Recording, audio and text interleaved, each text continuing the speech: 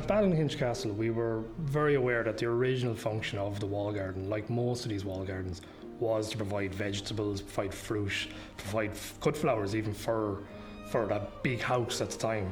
So this is kind of it's a modern take on that, shall we say. We're still providing vegetables, we're still providing fruit, and we're still providing cut flowers, but it's probably got taken on more of an aesthetic value within that as well. The garden was designed by Rachel Lamb, Garden Design. Rachel's based in Dublin. The path layout came very quickly, and the fountain was a central piece. And then from there, after doing Rachel did a recce, I suppose, to parts of Europe, and she saw some amazing trees, and so that became the basis of the structure. So we've some of the beautiful flat lime trees, which are really unique. I think we're the only garden in probably the country that has them.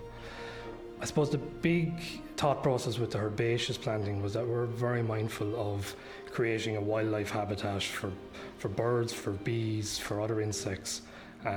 With that in mind, we've also planted about a half an acre in a wildflower meadow as well, which has just been alive with bird song and bees and all sorts of insects. It's been fantastic to see this year.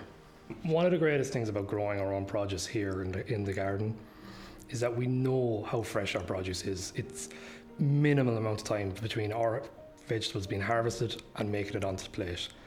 And the kitchen are delighted. They know they've got the freshest produce available.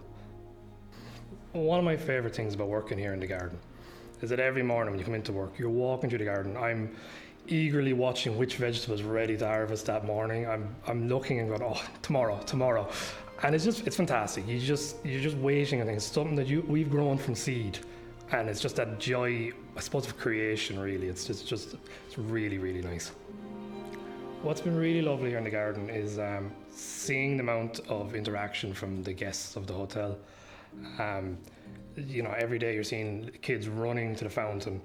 You're seeing kids running over to the strawberry beds, particularly, I suppose. So. And then it's even just lovely just to see a guest sitting with a book, with a cup of tea, glass of wine in the garden. It's just really nice to see other people enjoying something that we've created.